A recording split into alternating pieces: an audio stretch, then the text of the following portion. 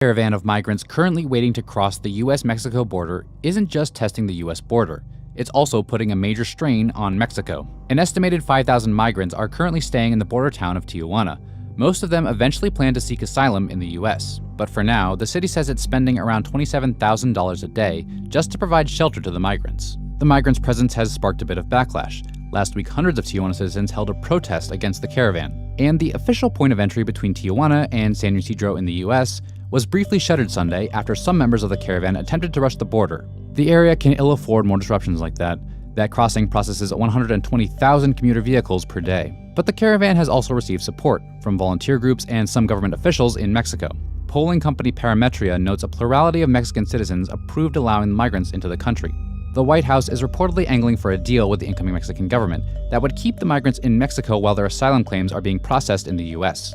Mexican officials have denied reports that a deal has been reached. Mexico's new president-elect has been forging a largely positive relationship with President Trump, so it's not impossible to see them reaching some sort of agreement. But a deal with the US could spark political blowback in Mexico. A Pew poll from last year found nearly 2/3 of all Mexicans had unfavorable views of the US.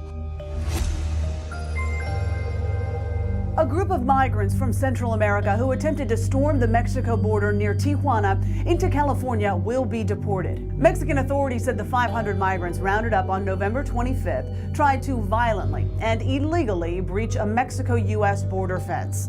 The migrants were part of a caravan of thousands who traveled 2,500 miles with the goal of seeking asylum in the U.S. Video footage shows dozens running towards the border fence as U.S. border agents fired tear gas to stop them. They reportedly crossed the international border to try to pressure the U.S. into hearing their asylum claims. The migrants are primarily from Honduras, but also from Guatemala and El Salvador, where they are reportedly fleeing violence. President Donald Trump, however, has vowed not to allow the migrants into the U.S.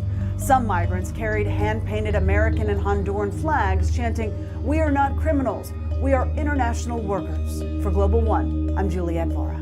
This week, the media will plaster the airwaves with one photo of a Hispanic mom and her 2 kids running away from tear gas at the U.S. border. But what they won't show you are all the videos of these same migrants violently assaulting border agents and trying to tear down our border fence. So since they won't tell you the truth, I will.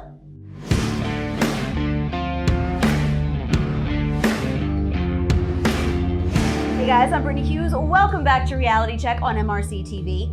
Now, this is about the only photo that the media will be circulating for the next few days, so gear up for it. Prepare for another endless round of left-wing talking heads preaching about the evils of the Trump administration and our border security for daring to tear gas innocent women and children fleeing violence. We'll hear about how right-wingers are basically Nazis for refusing to open our borders up to hordes of refugees clamoring for sanctuary, and all of these sermons will be backed up by this one image, because it's all they've got. So for any of you with your heads still buried in the sand over there, let me dispel this little myth. Here's what the border between Tijuana and San Diego really looked like this weekend. Hundreds of wannabe illegal aliens bum-rushed a border fence and either tried to tear it down or just climb over it.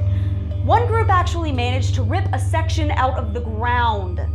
When that ultimately didn't work, they started hurling bottles and rocks at U.S. border security. Only after the mob had broken through the fence and agents were getting hit with projectiles did they bring out the tear gas, just to keep from being overrun. You know, as any other sovereign nation on planet Earth would do. And you know, speaking of planet Earth, who on it, in their right mind, thinks that the way to ask a country for asylum is to show up with a mob and tear down its border fence and assault its people? Who thinks that's about asylum? When you apply to come into a country legally with the intent to assimilate into their culture and become a peaceful and productive member of that society, that is called immigration. When you show up without permission, storm their borders and assault their people, that's called invasion, and you deserve to be treated as an invader. This is not a difficult concept to understand. Now, those who traveled with this caravan have had multiple chances to do things the right way. They could have applied for asylum the minute they left their home country. They could have gone to a U.S. embassy and applied for asylum once they reached Mexico. In fact, Mexico even offered them asylum there, and they refused. They could have shown up to an official U.S. port of entry and asked for asylum, and they didn't. Instead, they chose to attack a border fence and assault our law enforcement. So clearly this is not just about escaping some craptastic neighborhood in Honduras. It's about getting to America regardless of whether you've got to beat somebody over the head with a rock to do it. And now, thanks to all of this nonsense, Border Patrol has had to close a legal port of entry into San Diego, meaning that those who legally work in the city and commute from Mexico can't get in. So thanks for that. So I tell you what, for all you liberal bleeding hearts out there who haven't proposed the first plan as to how all of these people are going to live or work or feed their families if we were to fling open the doors, but who have found all the time in the world to criticize this administration for trying to protect its own people, here's a thought.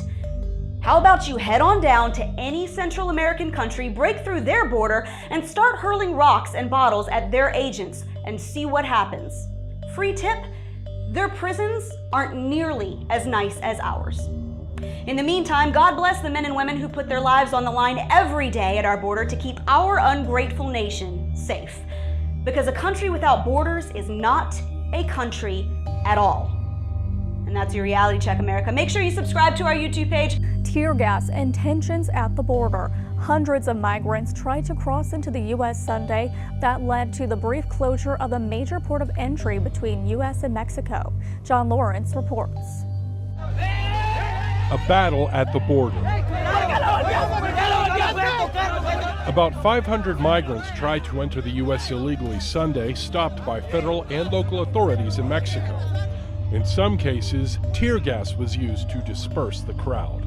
It was very scary. I mean, I just, I cross often, and this is the first time I've just been so afraid that I may just stay in America. No, but I mean, it is what it is. President Trump tweeting this weekend that migrants seeking asylum will not be allowed into the United States until their claims are individually approved in court.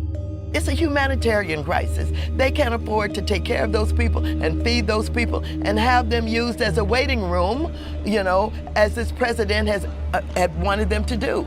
Mr. Trump even threatened to close our southern border.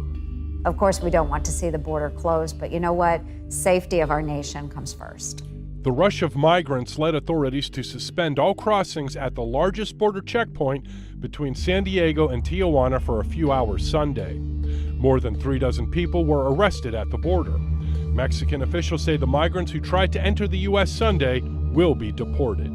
As you know, Mr. President, the Caravan was not an invasion. It's a group of migrants moving up from Central America towards the border with the U.S.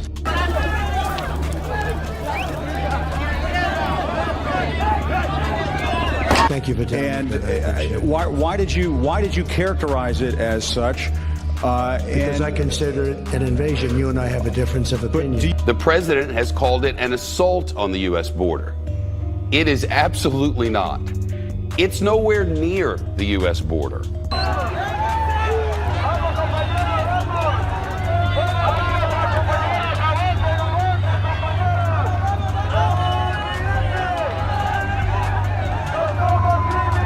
President is focusing some of his biggest lies on this caravan. Lies about a migrant caravan. He doubles down on immigration. We saw that with the caravan, which he lied about. It's not true, as we all know now. Even the whole caravan thing, we know the caravan is, they're 1,100 miles or 1,000 miles away from the United States. They're not knocking at our doors.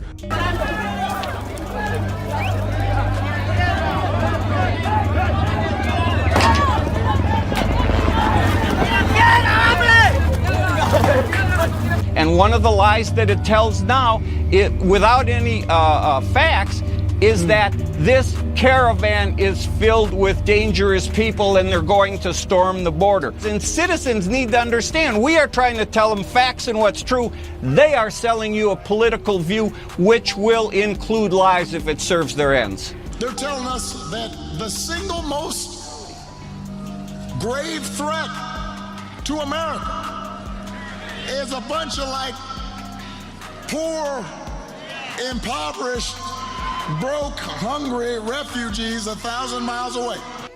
But there were ultimately 42 arrests of individuals.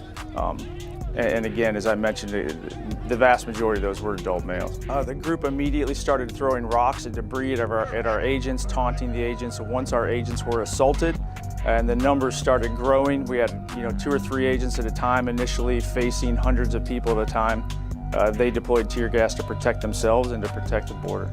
So at least 3 agents were actually struck by rocks, but they were in tactical gear, so their helmets and their shields and their bulletproof vest actually protected them from the rocks.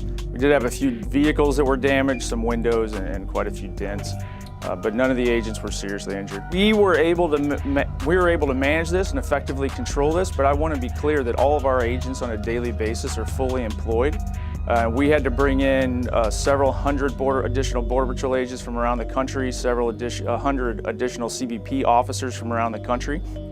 That's affecting our operations in other areas. But the fact that no one made it across the border or past our defenses, I would say we were adequately staffed. But it was not without a cost.